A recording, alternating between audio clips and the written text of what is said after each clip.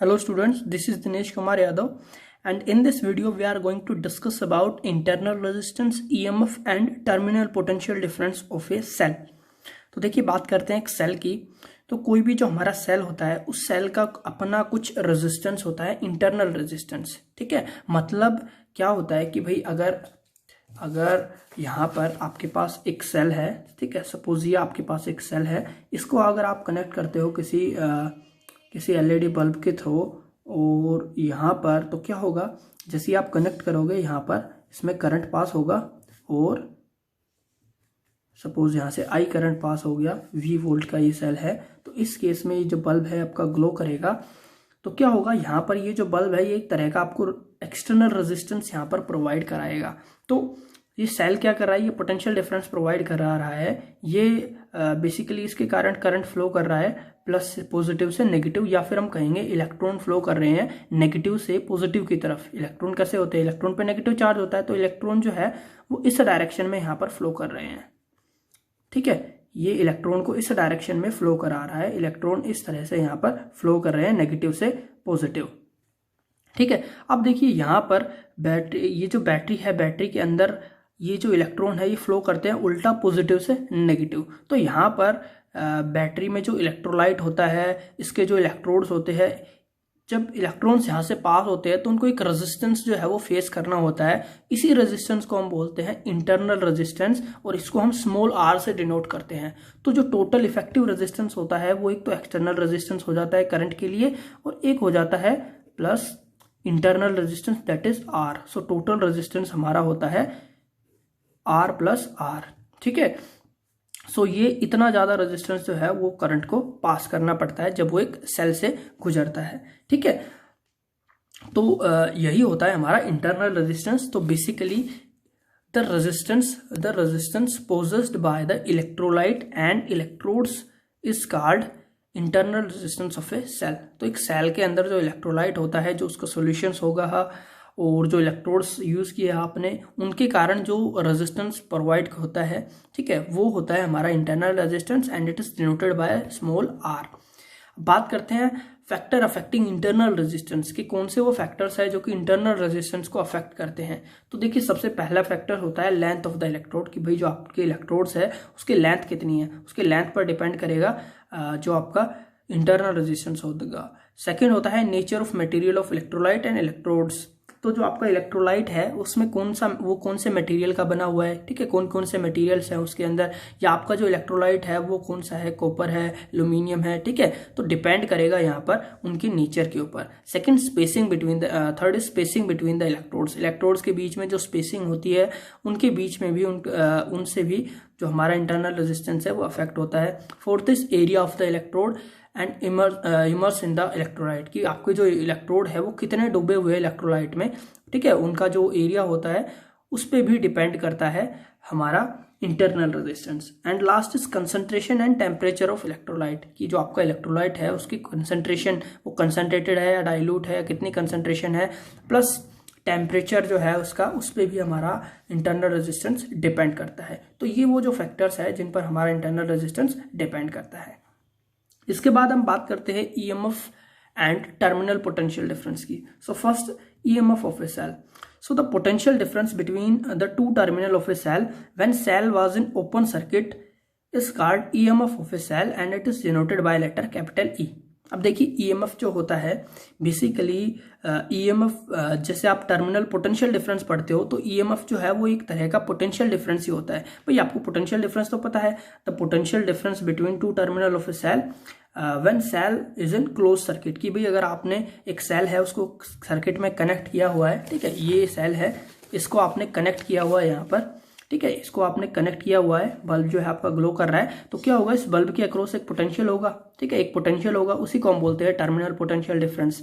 But EMF जो है उससे थोड़ा सा डिफरेंट है। EMF क्या होता है, जब आप इस सेल को कनेक्ट नहीं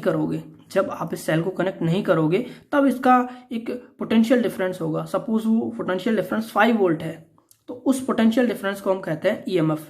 ठीक है, इसको हम कहते हैं EMF। जब आपने सेल को कनेक्ट नहीं किया है, जब आपका सेल जो है वो ओपन सर्किट के अंदर है, तो जब ओपन सर्किट में है तब उसका जो पोटेंशियल डिफरेंस होता है उसको हम बोलते हैं EMF ऑफ द सेल। जब आपका सेल अनकनेक्टेड होता है, ठीक है, उस केस में उसके पोटेंशियल डिफरेंस को ही हम ईएमएफ बोलते हैं। ठीक है, पहले के टाइम में इसको ईएमएफ इसलिए बोला जाता था, इसको लोग समझते थे कि ये एक फोर्स है, इसका फुल फॉर्म होता है इलेक्ट्रोमोटिव फोर्स।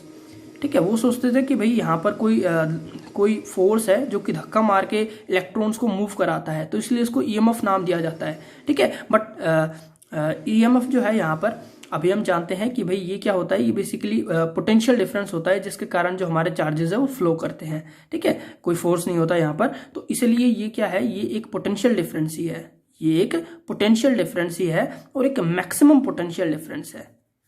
ये एक मैक्सिमम पोटेंशियल डिफरेंस है, हमारा जो ईएमएफ है ये एक मैक्सिमम पोटेंशियल डिफरेंस है, मतलब सबसे ज्यादा पोटेंशियल डिफरेंस। और ये कब मिलेगा, जब हमारा सेल कनेक्ट नहीं होगा। और जैसे ही मैं इसको कनेक्ट कर दूंगा, कनेक्ट करने के बाद इसका जो पोटेंशियल है वो ड्रॉप हो जाएगा। ठीक है, चाहे मैंने यहाँ पर बल्ब लगाया भी हो या ना भी लगाया हो, मैं जैसे ही इसको कनेक्ट करूंगा इसका जो पोटेंशियल है वो थोड़ा सा डिक्रीज हो जाता है। सपोज 5 वोल्ट से ये हो गया 4.9 वोल्ट। ठीक है, तो अब ये जो पोटेंशियल है इसको हम कहते हैं टर्मिनल पोटेंशियल डिफरेंस। ठीक है, अब मैं इसको बोलूंगा टर्मिनल पोटेंशियल डिफरेंस, जब हमने इस सेल को कनेक्ट कर दिया होगा। तो देखिए, जब हम कनेक्ट नहीं करते हैं तब पोटेंशियल अलग होता है, जब कनेक्ट कर देते हैं तब पोटेंशियल अलग होता है। तो मतलब क्या होता है, इन दोनों को नया नया नाम दे सकते हैं। तो इसको हम बोलते हैं ईएमएफ जब हम इसको सर्किट में कनेक्ट नहीं करते हैं, और जब हम सेल को सर्किट में कनेक्ट कर देते हैं तब हम उसी पोटेंशियल डिफरेंस को बोल देते हैं टर्मिनल पोटेंशियल डिफरेंस। तो ये दोनों बिल्कुल नई अलग अलग टर्म्स है। ईएमएफ होता है ये बेसिकली मैक्सिमम पोटेंशियल डिफरेंस होता है जब हम सेल को सर्किट में कनेक्ट नहीं करते हैं, जब सेल हमारा ओपन सर्किट होता है। और जबकि टर्मिनल पोटेंशियल डिफरेंस वो पोटेंशियल डिफरेंस होता है जबकि हम एक सेल को कनेक्ट कर देते हैं किसी सर्किट के अंदर। ठीक है, ये आपका सेल है, इसको आपने डायरेक्ट कनेक्ट कर दिया। कनेक्ट करने के बाद क्या है, इसका जो पोटेंशियल है वो 5 वोल्ट से डिक्रीज होकर 4.9 वोल्ट हो जाता है। तो ये क्या है, 4.9 वोल्ट, ये तो आपका टर्मिनल पोटेंशियल डिफरेंस है। ठीक है, टर्मिनल पोटेंशियल डिफरेंस है। और ये आपका ईएमएफ है 5 वोल्ट। 5 वोल्ट हो गया आपका ईएमएफ, और टर्मिनल पोटेंशियल डिफरेंस जिसको हम V से रिप्रेजेंट करते हैं वो हो गया 4.9 वोल्ट जब हमने इसको कनेक्ट कर दिया। यहाँ पर ये ओपन सर्किट में है, और ये क्लोज सर्किट में है। जब क्लोज सर्किट में होगा तब वहां पर आपको ईएमएफ नहीं मिलेगा, वहां पर आप मेजर करोगे, वो आपको क्या मेजर करोगे, वहां पर आप टर्मिनल पोटेंशियल डिफरेंस मेजर करोगे। और जब वो ओपन सर्किट में होगा तब आप उसका ईएमएफ जो है वो मेजर करोगे। ठीक है, बेसिकली ईएमएफ जो है इस तरह से हम मेजर यहाँ पर नहीं कर सकते, पर फिर भी जब ओपन सर्किट में होता है तब जो मैक्सिमम पोटेंशियल डिफरेंस होता है उसी को हम ईएमएफ बोल देते हैं।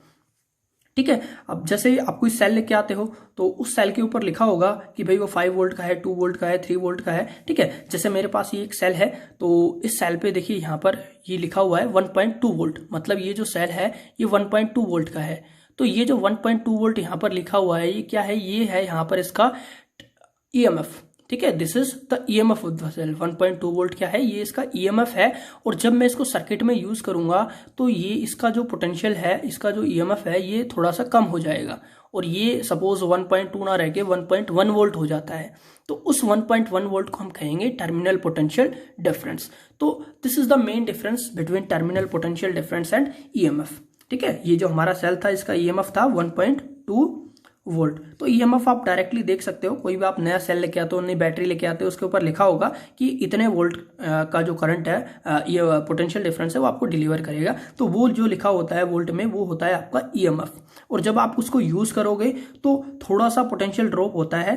ठीक है, थोड़ा सा पोटेंशियल ड्रॉप होता है। और क्यों होता है, बिकॉज ऑफ इंटरनल रेजिस्टेंस, क्योंकि सेल के अंदर का भी कुछ रेजिस्टेंस होता है। तो इस इंटरनल रेजिस्टेंस के कारण कुछ पोटेंशियल ड्रॉप होता है, और ये पोटेंशियल ड्रॉप होने के कारण नया पोटेंशियल हमें मिलता है 1.1 वोल्ट। और यहां पर इसको हम बोलते हैं टर्मिनल पोटेंशियल डिफरेंस, और इसको हम बोलते हैं ईएमएफ।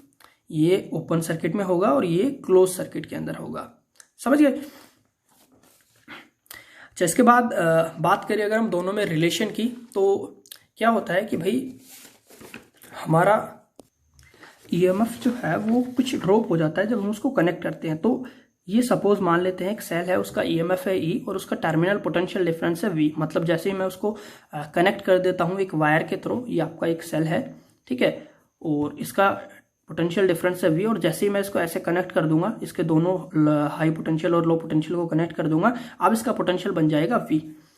तो यहाँ पर इन दोनों के बीच में एक रिलेशन होता है, ठीक है। तो जैसे ही मैं इसको कनेक्ट करूंगा इसमें करंट पास होगा, जैसे आई करंट पास होगा, और ये जो सेल है इस सेल का इंटरनल रेजिस्टेंस सपोज मान लेते हैं आर है, तो क्या होता है ये जो ईएमएफ है ये कुछ कम हो जाता है, ये ईएमएफ कम हो जाता है जब मैं इसको कनेक्ट कर दूंगा यहाँ पर। अब ईएमएफ देखिए कम हो जाएगा मतलब क्या है, ये ई से कुछ डिक्रीज हो जाएगा, और कितना डिक्रीज होगा आपको पता है भाई, ये वोल्टेज ही एक तरह से तो आई आर होता है, ठीक है। तो यहाँ पर करंट इसमें से आई पास हो रहा है, और इस वायर का मान लेते हैं सपोज कुछ भी रेजिस्टेंस नहीं है, कोई रेजिस्टर यहाँ पर कनेक्ट नहीं है, तो टोटल रेजिस्टेंस कितना हो गया सर्किट का, वो हो गया आर। तो मतलब क्या है कि आई आर जो पोटेंशियल है वो यहाँ पर ड्रॉप हो जाएगा, तो इस V में से कितना पोटेंशियल कम हो जाएगा, आई आर जो पोटेंशियल है वो यहाँ पर ड्रॉप हो जाएगा। तो हमारा नया पोटेंशियल जब मैं इसको कनेक्ट कर दूंगा वो कितना बन जाएगा, वो बन जाएगा E माइनस आई आर, और ये हमें रिलेशन मिल गया V और E के बीच में, that V equals to E minus I R, ठीक है।